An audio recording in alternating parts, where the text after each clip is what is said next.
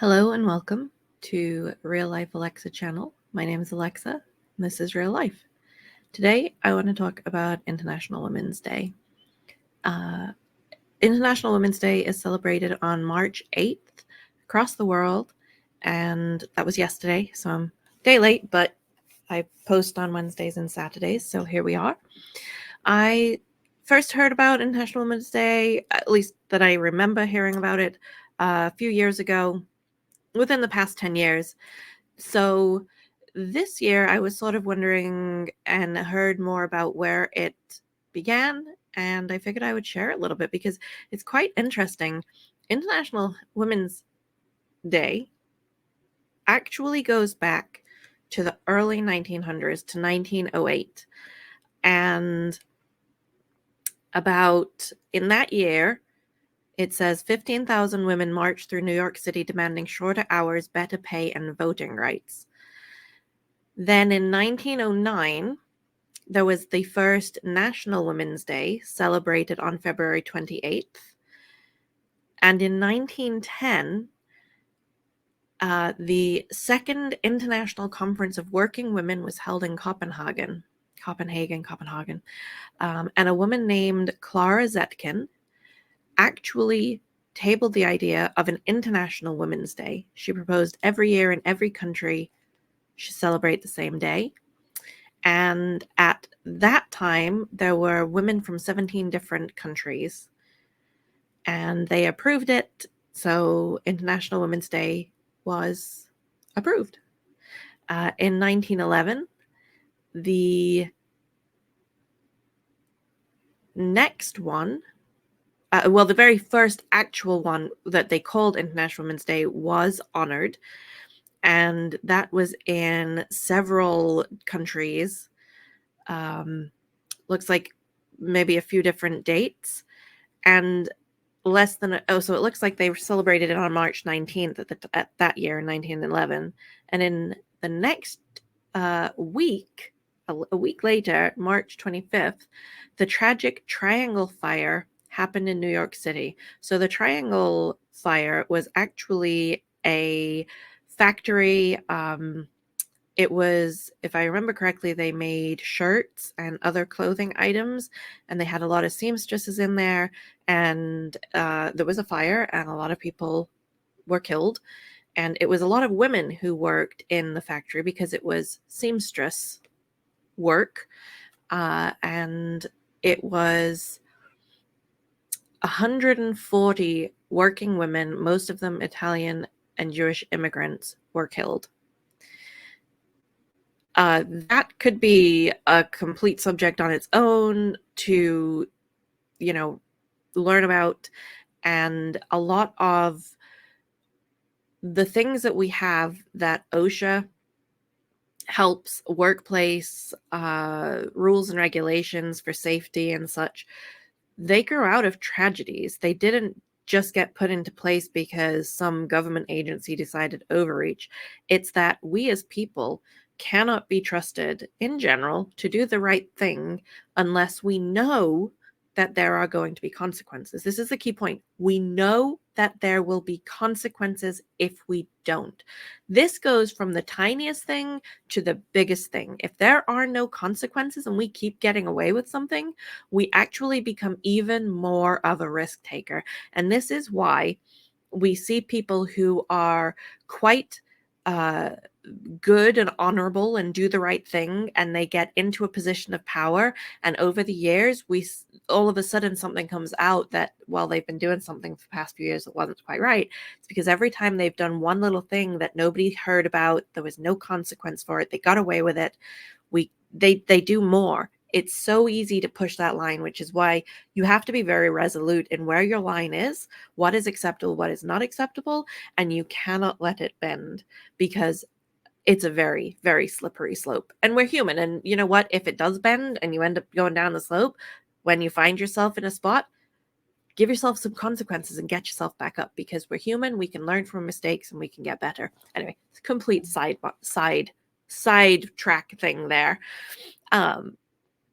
This Triangle Fire, when I first heard about it, this wasn't taught in my history class in school. at least not that I remember. And I feel like I would have remembered this because this is huge. This is like women were working and 140 women were killed. And this absolutely spurred attention onto working conditions and labor laws and safety and basically the people who ran these companies taking advantage. And this is why it's so concerning to me that people are supporting some of the biggest businesses around today in their attempt to dismantle these health and safety regulations that we have. Because when they do that and dismantle it, it's not because they actually will do anything good and right for the people who work for them. It's that they're going to cut corners, save more money, and get themselves into big trouble when they have when something happens and 140 of their employees die. So we go back to International Women's Day. So this happened a week after the very first official International Women's Day in 1911. From 1913 to 1914, before the World War I, the date was moved to March 8th, which that has continued to be up until today. And then in 1914, it looks like additional women-held rallies across Europe campaigning against the war and expressing women's solidarity. Nice to see a shout out to London here. I'll leave the link to the internationalwomensday.com website. So this is where I'm reading the history from and have been. On March 8th, 1914, it looks like Sylvia Pankhurst, I do know that name, I've heard that before, was arrested in front of Charing Cross Station on her way to speak in Trafalgar Square.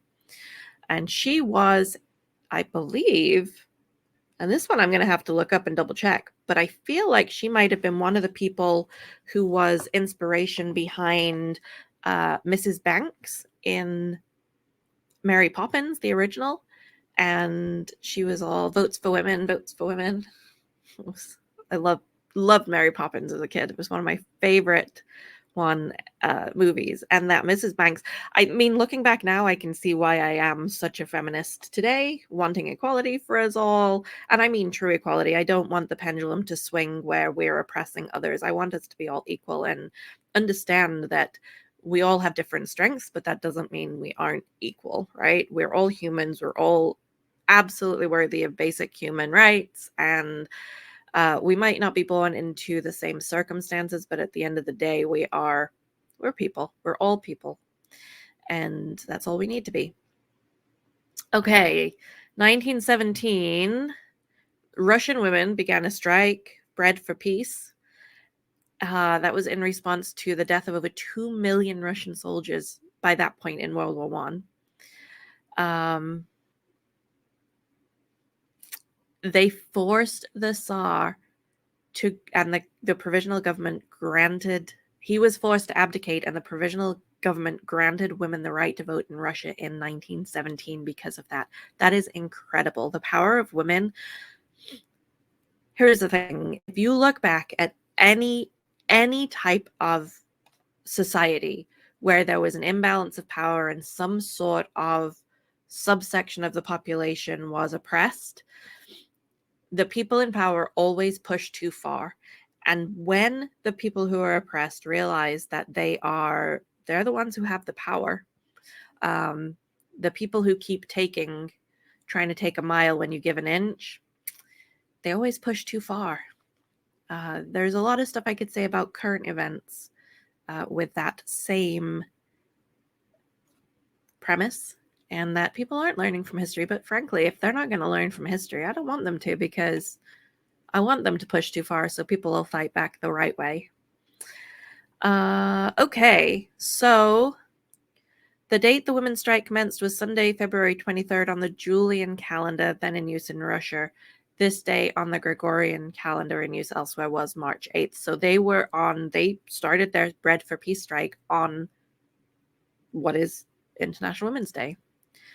Now, it looks like it jumps to 1975. The UN actually marked it for the first time in 1975. So that's amazing.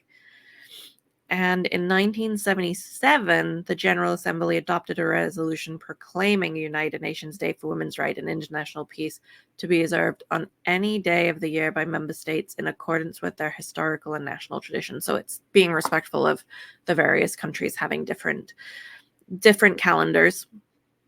In 1996, the UN announced the first annual theme celebrating the past, planning for the future. And then in 1997, the theme was Women at the Peace Table.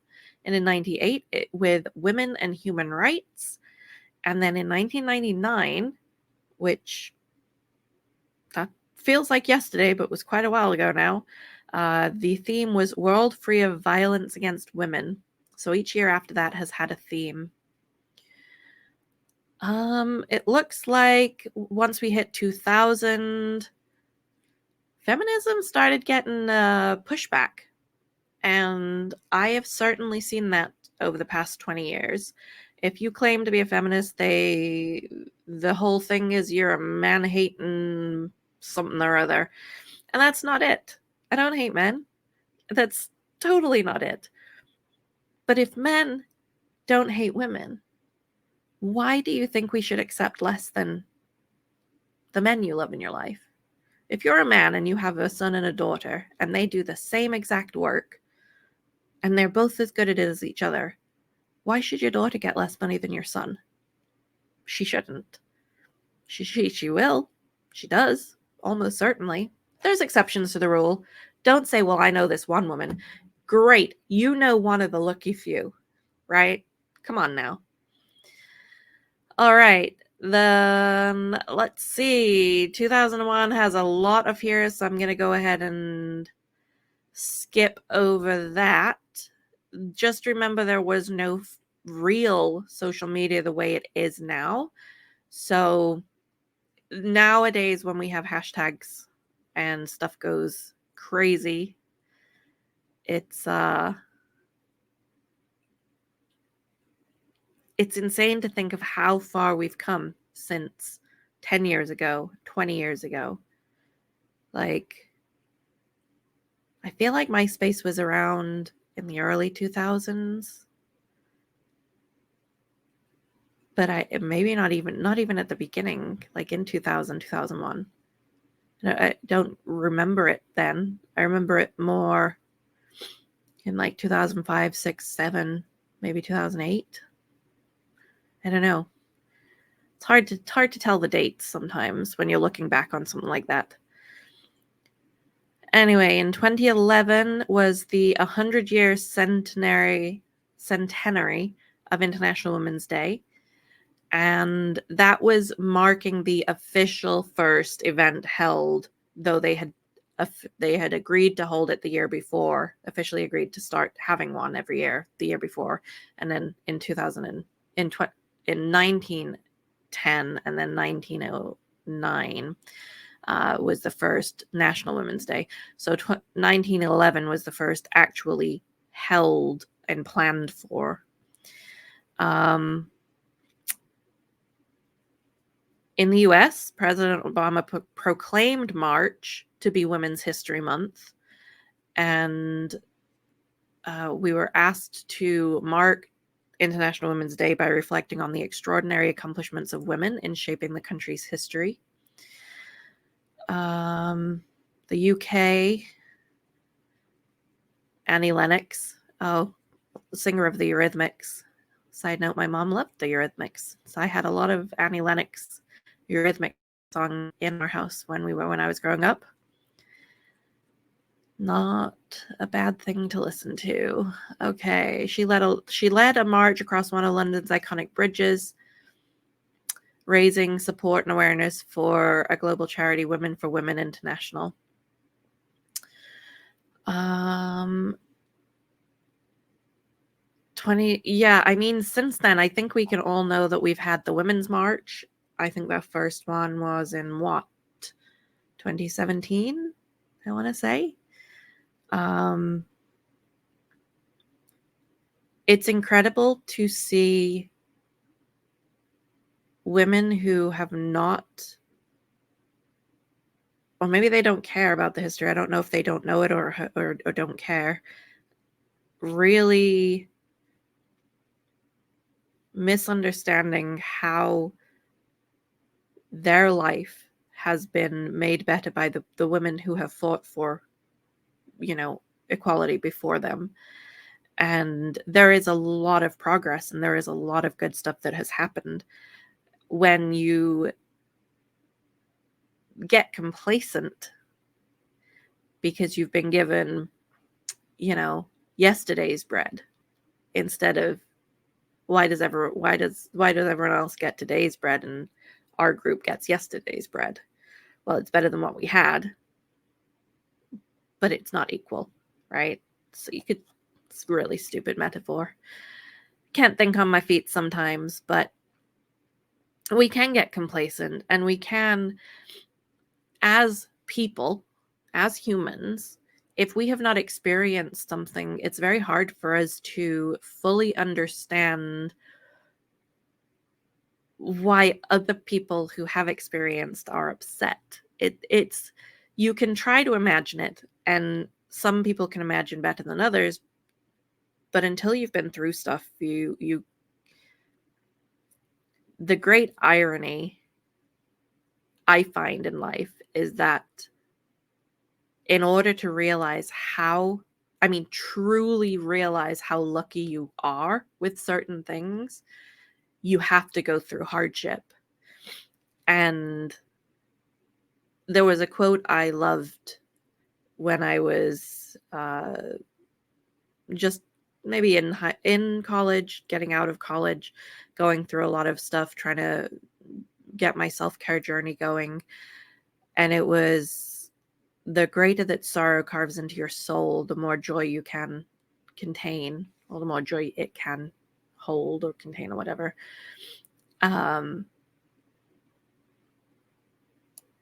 If you haven't ever felt great sadness, how do you know, in contrast, what great joy is? And I want people to feel great joy, but in order to do that, you have to understand the opposite as well, I think. Truly, truly understand the opposite, both sides of it. And it's a bit crazy to think that that's the irony of life, when we want to not ever wish harm or hurt on people. So I definitely came to know International Women's Day. There's a lot of work still left to be done. There's a lot of, our society was built on a lot of isms, racism, sexism, and so on.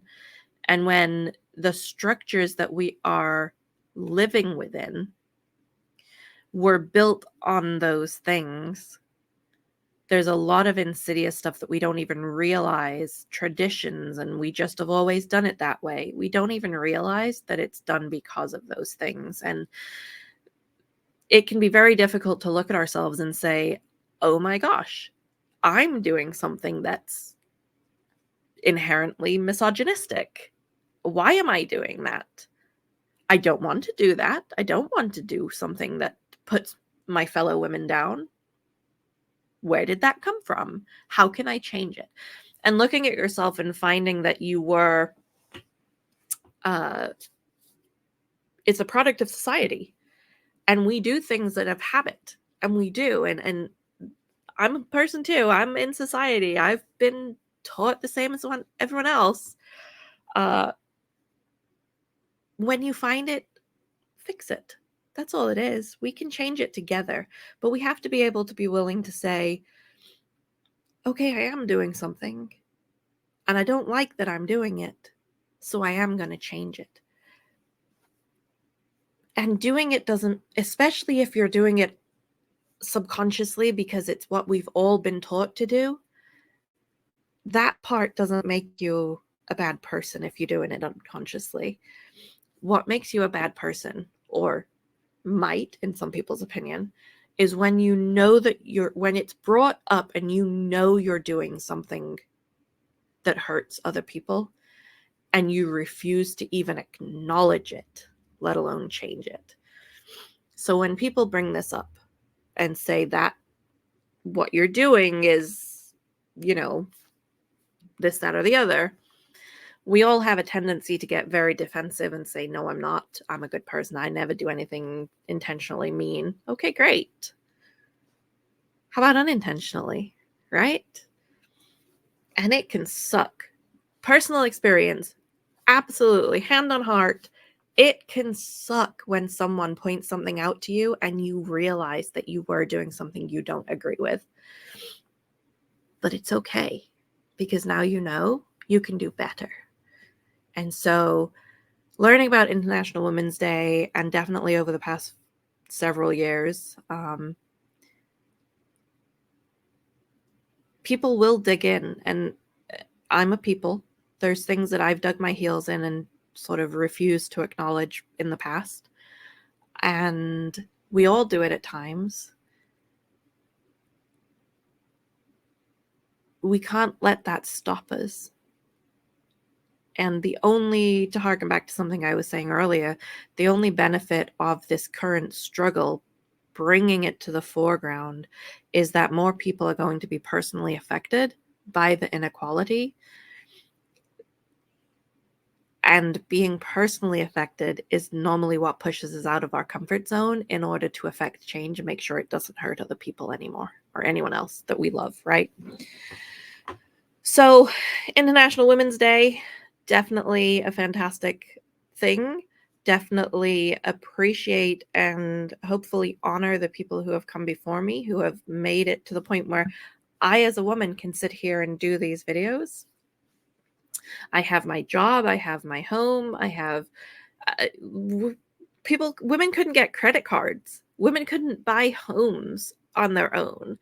Women had to get permission for women still have to get permission from their husband for certain procedures from certain doctors. It's insane. Women deserve all of the rights to everything, bodily autonomy, to make those decisions for themselves. But to not have been able to get a credit card, 40 something years ago, 50 years ago, without you couldn't as a woman. And I don't think I don't think some of the younger women know that these days. And so that just blows my mind that we are that close from when we couldn't get them. Like, this isn't like 500 years ago. This is recent history. This is people who are alive today couldn't get one, simply because they were a woman. So hopefully we push forwards as a society together to recognize the inherent nature of each other, the humanness. And with kindness, I believe that it can be done. Kindness does not mean rolling over and giving people what they want, because what we want isn't always what we need. It is holding people accountable, and holding ourselves accountable is a really good place to start. So, thank you so much for making it this far if you did. Hopefully you learned something today. I will leave the link to the International Women's Day website. So if you wanted to read more of the history, you can. It was really interesting to me. I definitely learned something. I hope you did too. So thank you. Like, share, subscribe, leave a comment. If there's a really interesting women's fact, International Women's Day fact that you have to want to share, that would be really great to leave it in a comment. As always, thank you, and be kind to yourself.